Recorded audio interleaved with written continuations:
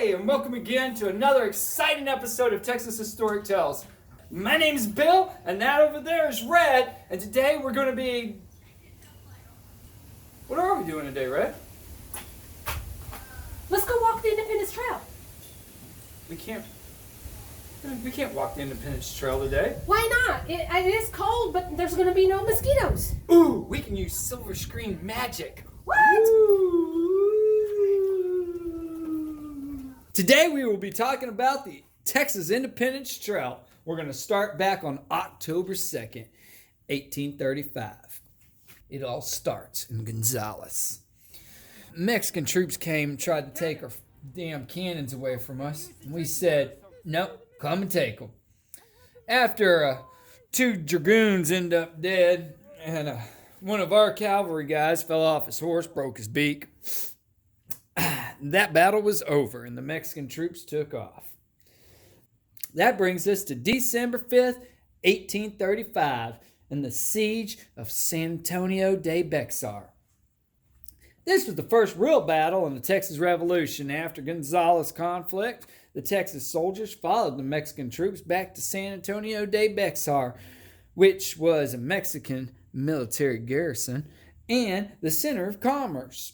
After a few small scrimmages on December 5th, Benjamin Milam and Francis W. Johnson led a surprise attack on the town. After 5 days of fighting, Texas won again, sending the Mexican general running from the Alamo. Now, February 23rd, 1836. Bum, bum, bum. The Battle of the Alamo begins. Now, this is the Battle of the 13 Days of Glory. After taking the Alamo, many Texas volunteers left and returned to their families. The remaining Texans were caught by surprise when General Antonio Lopez de Santa Anna and his army arrived on February 23rd and trapped them in the mission of the Alamo.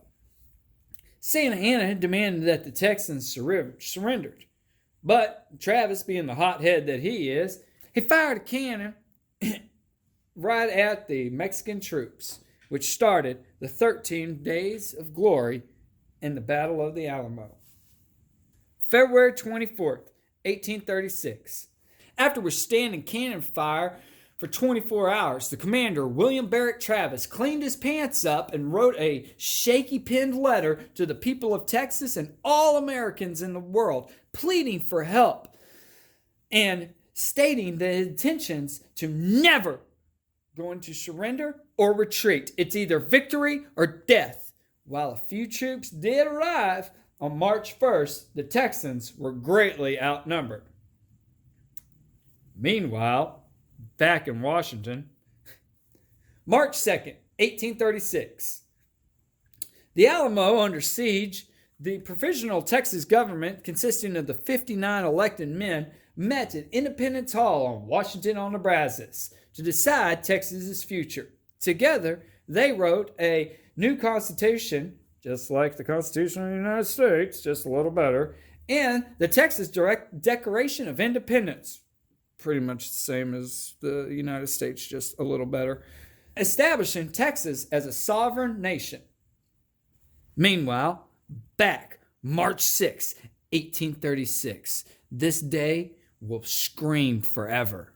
At 5 a.m. on March 6, General Antonio Lopez de Santa Anna called for a surprise attack on the Alamo. Even though his officers argued with him, there was no justification for the attack against the Texans because they were running low on supplies and they would probably surrender within 24 hours. But Santa Anna, with intensity, states to them, "You shall fire the cannons from all four corners and attack the Alamo." The battle lasted about 90 minutes, and it left all 189 Texans men dead. God bless their souls.